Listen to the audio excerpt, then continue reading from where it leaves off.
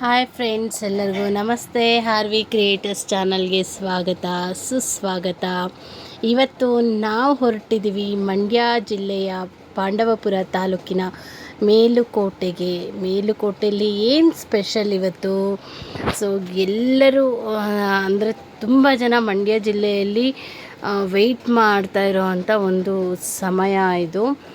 So ನಾನು ಇವತ್ತು ಹೊರಟಿರೋದು ಮೇಲುಕೋಟೆಯ ಚೆಲುವನಾರಾಯಣ ಸ್ವಾಮಿಯ ವೈರಮುಡಿ ಬ್ರಹ್ಮೋತ್ಸವಕ್ಕೆ. ಸೊ ನಿಜವಾಗ್ಲೂ ತುಂಬ ಖುಷಿ ಆಗ್ತಾಯಿದೆ.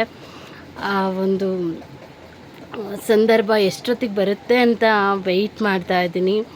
ರೋಡಲ್ಲಿ ಹೋಗ್ತಾನೆ ಎಲ್ಲ ಜನಜಂಗುಳಿ ಸ್ಟಾರ್ಟ್ ಆಗೋಗ್ಬಿಟ್ಟಿದೆ. ಲೈಫಲ್ಲಿ ನಾನು ಫಸ್ಟ್ ಟೈಮ್ ಅಂದರೆ ಮೇಲುಕೋಟೆಗೆ ತುಂಬ ಸಾರಿ ಹೋಗಿದ್ದೀನಿ, ಬಟ್ ವೈರಮುಡಿ ಬ್ರಹ್ಮೋತ್ಸವಕ್ಕೆ ಅಂತ ಇದೇ ಫಸ್ಟ್ ಟೈಮ್ ಬರ್ತಾ ಇರೋದು. ಇನ್ನು ನೋಡಿ, ಪಾರ್ಕಿಂಗ್ ಎಲ್ಲ ರೋಡ್ ಸೈಡಲ್ಲೇ ಸ್ಟಾರ್ಟ್ ಮಾಡ್ಕೊಂಡ್ಬಿಟ್ಟಿದ್ದಾರೆ. ಮೇಲ್ಗಡೆ ಹೋಗೋವಷ್ಟು ಅವಶ್ಯಕತೆಯೇ ಇಲ್ಲ. ಅಂದರೆ ನಾವಿಲ್ಲೇ ತಿಳ್ಕೊಬೇಕು ಎಷ್ಟು ಕ್ರೌಡ್ ಆಗಿದೆ ಬೆಟ್ಟದೊಳಗಡೆ ಅಂತ.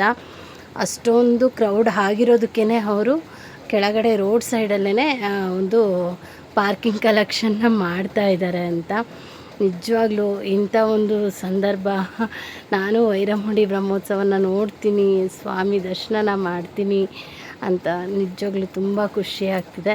ಈ ಒಂದು ದರ್ಶನ ಮಾಡಿಸ್ಲಿಕ್ಕೆ ನಮ್ಮ ಯಜಮಾನರು ತುಂಬ ಖುಷಿಯಿಂದ ಕರ್ಕೊಂಬಂದಿದ್ದಾರೆ. ಸೊ ಇಬ್ಬರೂ ಹೋಗ್ತಾ ಇದ್ದೀವಿ. ನಿಜವಾಗ್ಲೂ ಇದೊಂದು ಹೇಳ್ಕೊಳಕ್ಕೆ ಆಗ್ತಾಯಿಲ್ಲ ನನ್ನ ಕೈಲಿ. ಆಲ್ಮೋಸ್ಟ್ ಪಾರ್ಕಿಂಗಿಗೆ ತುಂಬ ಪ್ರಾಬ್ಲಮ್ ಇದೆ. ಫಸ್ಟ್ ಸ್ಟಾರ್ಟ್ ಆಗ್ತಿದ್ದಂಗೆ ಎಲ್ಲ ಪ್ಯಾರಾಗೇಟ್ಗಳನ್ನೂ ಹಾಕ್ಬಿಟ್ಟಿರ್ತಾರೆ. ನಮಗೆ ಪಾರ್ಕಿಂಗಿಗೆ ತುಂಬಾ ಅಂದರೆ ಎಂಟ್ರೆನ್ಸಲ್ಲೇ ಪಾರ್ಕಿಂಗ್ ಕೊಟ್ಟರು. ಅನಂತರ 3 ಕಿಲೋಮೀಟರ್ಸು ನಾವು ನಡ್ಕೊಂಡು ಹೋಗ್ಬೇಕಾಗಿ ಬಂತು ಮೇಲುಕೋಟೆಯಲ್ಲಿ. ಬಟ್ ಏನು ವಿಧಿ ಇಲ್ಲ, ವೈರಮುಡಿ ನೋಡಬೇಕು ಅಂದರೆ ನಾವು ಇದನ್ನೆಲ್ಲ ಅನುಭವಿಸ್ಲೇಬೇಕು. ಸೊ ತುಂಬ ಜನ ಇದ್ದಾರೆ. ಅಂದರೆ ನನಗೆ ಅಂದರೆ ಅಷ್ಟು ಆಗಲಲ್ವಾ, ಸ್ವಲ್ಪ 7 ಗಂಟೆಗೆ ವೈರಮುಡಿ ಬ್ರಹ್ಮೋತ್ಸವ ಸ್ಟಾರ್ಟ್ ಆಗೋದು. ಸೊ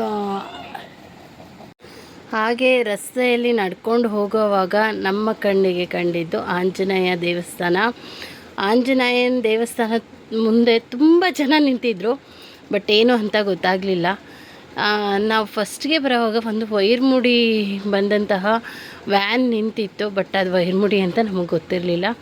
ಅದಾದಮೇಲೆ ಇಲ್ಲಿ ಬಂದಮೇಲೆ ಗೊತ್ತಾಯಿತು ಅದು ವೈರಮುಡಿನ ತಂದಿರೋ ಅಂಥ ವ್ಯಾನು ಅಂತ. ಸೊ ಅದಕ್ಕೋಸ್ಕರ ಅಲ್ಲಿಂದನೇ ಇಳಿಸ್ಕೊಂಡು ರಸ್ತೆಯಲ್ಲಿ ಮೆರವಣಿಗೆ ಬರ್ತಾರೆ. ಇಲ್ಲಿ ವೈರಮುಡಿ ರಾಜಮುಡಿ ಎರಡನ್ನೂ ರಸ್ತೆಯಲ್ಲಿ ಅಂದರೆ ಫಸ್ಟು ಸ್ಟಾರ್ಟಿಂಗಿಂದ ಹಿಡಿದು ತುಂಬ ಹಳ್ಳಿಗಳಿಗೆಲ್ಲ ಹೋಗಿ ಬರುತ್ತೆ ಅಂತ ಕೇಳ್ಪಟ್ಟೆ, ಬಟ್ ಅದು ನನಗೆ ಗೊತ್ತಿಲ್ಲ. ಆದರೆ ನಾನು ನೋಡಿದ ಮಾತ್ರ ಫಸ್ಟು ಆರ್ಚ್ ಏನಿದೆ ಮೇಲುಕೋಟೆದು, ಅಲ್ಲಿಂದ ಹಿಡಿದು ದೇವಸ್ಥಾನದ ತನಕ ಈ ವೈರಮುಡಿ ರಾಜಮುಡಿ ಏನು ಪಲ್ಲಕ್ಕಿ ಏನಿದೆ ಅದನ್ನು ರಾಜ ಮೆರವಣಿಗೆಯಲ್ಲಿ ತಗೊಂಡು ಹೋಗ್ತಾರೆ. ಸೊ ಇದನ್ನು ನೋಡೋದಕ್ಕೆ ಜನರು ಕಾಯ್ಕೊಂಡು ನಿಂತಿರ್ತಾರೆ.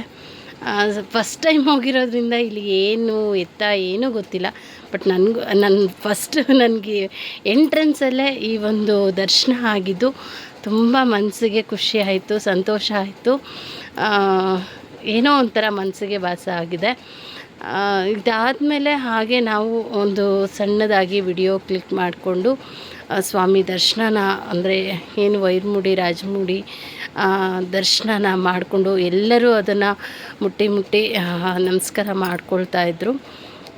ಹಾಗೆ ಅಲ್ಲಿಂದ ನೆಕ್ಸ್ಟು ನಾವು ಮುಂದೆ ಹಾಗೆ ವೈರಮುಡಿಯಿಂದ ಮುಂದಕ್ಕೆ ಹಾಗೆ ಸಾಗ್ತಾಯಿದ್ವಿ. ಸೊ 2-3 ಕಿಲೋಮೀಟರ್ ದೂರ ನಡಿಬೇಕಾಯಿತು. ನನಗೆ ಬೇರೆ ಸ್ವಲ್ಪ ಫೀವರ್ ಬೇರೆ ಇತ್ತು. ಆದರೂ ನಿಧಾನವಾಗಿ ಇದನ್ನೆಲ್ಲ ನೋಡಿದ ಖುಷಿಲಿ ಫೀವರ್ ಕೂಡ, ನಮ್ಮ ಮನೆಯವರು ಎಲ್ಲ ಕಡೆ ವಿಡಿಯೋ ಮಾಡೋದ್ರಲ್ಲಿ ಫುಲ್ ಬ್ಯುಸಿಯಾಗಿ ಹೋಗ್ಬಿಟ್ಟಿದ್ರು. ಮೇಲ್ಗಡೆ ದೇವಸ್ಥಾನ ಖುಷಿ ಆಯಿತು, ಬಟ್ ಸ್ವಲ್ಪ ಮೇಲ್ಗಡೆ ದೇವಸ್ಥಾನಕ್ಕೆ ಲೈಟಿಂಗ್ಸ್ ಒಂದು ಸ್ವಲ್ಪ ಜಾಸ್ತಿ ಇದ್ದಿದ್ರೆ ಚೆನ್ನಾಗಿತ್ತು.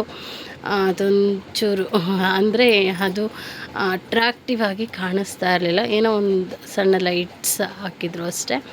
ಹಾಗೆ ರೋಡ್ ಸೈಡಲ್ಲಿ ಹೋಗೋವಾಗ ಅಂಗಡಿಗಳು ಆ ಕಡೆ ಈ ಕಡೆ ಸೈಡಲ್ಲೆಲ್ಲ ಅಂಗಡಿಗಳ ಎಲ್ಲ ಇಟ್ಟಿದ್ರು. ತುಂಬ ಚೆನ್ನಾಗಿತ್ತು. ನಾನು ಅಂದ್ಕೊಂಡೆ ವೈರ್ ಮುಡಿ ಮುಗಿಸ್ಕೊಂಡು ಬರೋವಾಗ ನಾನು ಎಲ್ಲ ತೊಗೊಂಡು ಹೋಗ್ಬೋದು ಅಂತ ವಿಡಿಯೋಸ್ ಮಾಡಿಕೊಂಡು ಹಾಗೆ ನಡ್ಕೊಂಡು ತುಂಬಾ ಎಲ್ಲ ರೀತಿಯ ಒಂದು ಅಂಗಡಿ ಮುಂಗಟ್ಟುಗಳು ಕೂಡ ತೆರೆದಿದ್ವು ಈ ಒಂದು ಜಾತ್ರೆಯಲ್ಲಿ. ಸೊ ಫ್ಲವರ್ಸ್ ಎಲ್ಲ ನನಗೆ ತುಂಬ ಇಷ್ಟ ಆಯಿತು. ಸೊ ಅದಕ್ಕೆ ನೆಕ್ಸ್ಟ್ ಬರೋವಾಗ ನಾನು ರಿಟರ್ನ್ ಬರೋವಾಗ ಇದನ್ನೆಲ್ಲ ತಗೋಬೋದು ಅನ್ನೋ ಒಂದು ಮೈಂಡ್ ಸೆಟ್ಟಲ್ಲಿ ಹಾಗೆ ಮುಂದೆ ಹೋದೆ. ಯಾಕೆಂದರೆ ನೋಡೋಕ್ಕೆ ಹೋಗೋವಾಗ ತೊಗೊಂಡೋದ್ರೆ ಹೇಳ್ತಾಯಿದ್ರು ತುಂಬ ಜನ ಇರ್ತಾರೆ, ತುಂಬ ಇಕ್ಕಟ್ಟಿರುತ್ತೆ, ಎಲ್ಲ ತಳ್ಳಾಡುವಷ್ಟು ಇದಿರುತ್ತೆ ಅಂತ. ಹಾಗಾಗಿ ನಾನು ಮುಂದೆ ಬಂದುಬಿಟ್ಟೆ. ಇಲ್ಲಿ MLA ಅವರು ಕೂಡ ಕಾಲ್ನಡಿಗೆಯಲ್ಲಿ ದೇವಸ್ಥಾನದ ತನಕ ಹೋಗ್ತಾಯಿದ್ರು. ಸೊ ಎಲ್ಲರೂ ಅವ್ರನ್ನ ನೋಡಿ ವಿಡಿಯೋ ಕೂಡ ಮಾಡ್ಕೋತಾಯಿದ್ರು. ನಿಜವಾಗ್ಲೂ MLA ಅವರು ಕೂಡ ಪಲ್ಲಕ್ಕಿಯ ಮುಂದೆ ಏನು ಕಾಲ್ನಡಿಗೆಯಲ್ಲೇ ಬಂದರು. ಅಲ್ಲಿಂದ ನಾವು ಕೂಡ ದೇವಸ್ಥಾನದ ಬಳಿ ಬಂದ್ವಿ. ದೇವಸ್ಥಾನದ ಬಳಿ ಬರೋ ಹೊತ್ತಿಗೆ ಸುಮಾರು 6:30 ಆಗಿತ್ತು. ನಾವು ಇಲ್ಲಿಗೆ ಬಂದಾಗ ನಮಗೆ ಟೈಮು 5 ಗಂಟೆಗೆ ಬಂದ್ವಿ. ಅಲ್ಲಿಂದ ಎಲ್ಲ ನೋಡಿಕೊಂಡು ಮಾಡಿಕೊಂಡು ಬರೋ ಹೊತ್ತಿಗೆ 6:30 ದೇವಸ್ಥಾನದ ಹತ್ರ ಆಗಿತ್ತು. ಸೊ ವೈರಮುಡಿ ಅಂದರೆ ಅದು ಕತ್ತಲಾದ ಮೇಲೇ ಅವರು ತೆಗಿಯೋ ಅಂಥದ್ದು ಅಂತ ಕೇಳ್ಪಟ್ಟೆ.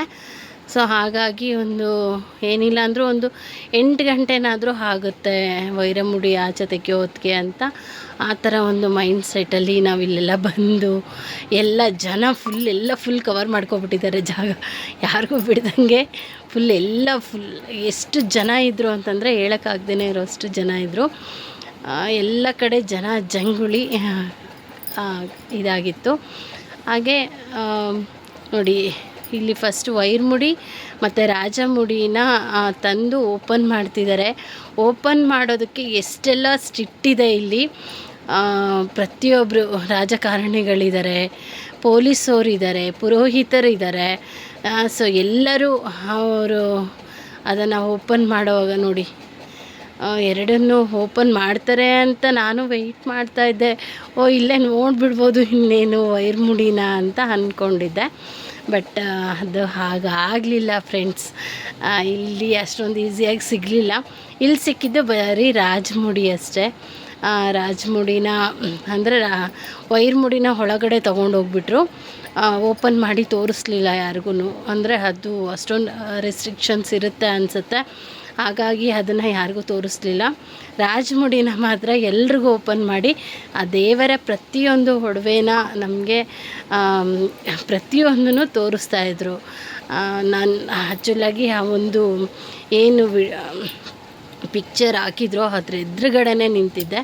ಸೊ ಎಲ್ಲರಿಗೂ ನಾನು ಇದನ್ನು ತೋರಿಸ್ಬೋದು ಜನಗಳಿಗೆ ಅನ್ನೋ ಒಂದು ಇದ್ರ ಮೇಲೆ ಅಲ್ಲೇ ನಿಂತ್ಕೊಂಡು ವಿಡಿಯೋ ಮಾಡ್ತಿದ್ದೆ.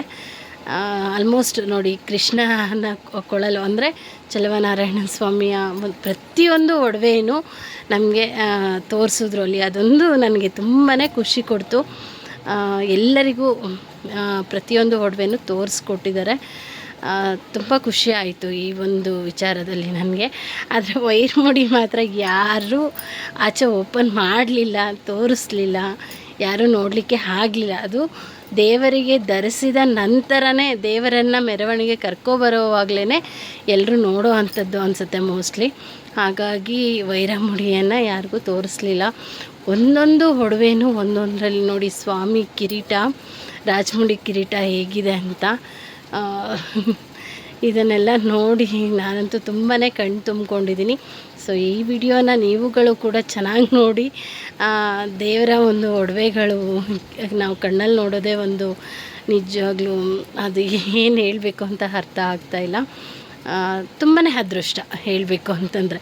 ನೋಡಿ ಇದನ್ನು ನಾವು ನೋಡಿ ನನಗೂ ತುಂಬ ಖುಷಿಯಾಗಿದೆ, ನಿಮಗೂ ಕೂಡ ಖುಷಿಯಾಗಲಿ. ಹಾಗೆ ಆ ದೇವರ ದರ್ಶನ, ದೇವರ ಒಂದು ಆಶೀರ್ವಾದ, ಶ್ರೀ ಚಲುವನಾರಾಯಣ ಸ್ವಾಮಿಯ ಆಶೀರ್ವಾದ ಪ್ರತಿಯೊಬ್ಬರ ಮೇಲೂ ಇರಲಿ ಅಂತಲೇ ನನ್ನ ದೇವರ ಹತ್ರ ನಾನು ಬೇಡ್ಕೋತೀನಿ. ಎಲ್ಲರಿಗೂ ಒಳ್ಳೆಯದಾಗಲಿ, ಎಲ್ಲರನ್ನೂ ದೇವರು ಕಾಪಾಡಲಿ ಅನ್ನೋದೇ ನನ್ನ ಇಚ್ಛೆ. ಸೊ ಹಾಗಾಗಿ ಈ ಒಂದು ವಿಡಿಯೋನ ನಾನು ಫುಲ್ ಈ ವಿಡಿಯೋ ಮಾಡುವಾಗ ಇನ್ನೊಂದು ಏನಾಯಿತು ಅಂತಂದರೆ ಎಲ್ಲ ಕಟ್ ಮಾಡಬೇಕಾಗಿ ಬಂತು. ಫುಲ್ಲು ಮಳೆ ಸ್ಟಾರ್ಟ್ ಆಗೋಯಿತು. ಆ ಟೈಮಲ್ಲಿ ಏನು ಮಾಡಿದ್ರು ಸ್ಟಾಪ್ ಆಗಲಿಲ್ಲ. ಫಸ್ಟ್ಗೆ ಗರುಡ ದೇವರು ಆಚೆ ಬಂದರು. ಅವರು ದೇವರ ಒಂದು ದೇವಸ್ಥಾನನ ಒಂದು ಪ್ರದಕ್ಷಿಣೆ ಹಾಕಬೇಕಾಗಿತ್ತು ಅನಿಸುತ್ತೆ. ಮೊದಲಿಗೆ ಗರುಡ ದೇವರು ಬಂದರು, ಆಗ ಮಳೆ ಇರಲಿಲ್ಲ. ಗರುಡ ದೇವರು ಬಂದು ಹೋದ ನಂತರ ಮಳೆ ಸಿಕ್ಕಾಪಟ್ಟೆ ಸ್ಟಾರ್ಟ್ ಆಯಿತು. ನಮ್ಮ ಮನೆಯವರು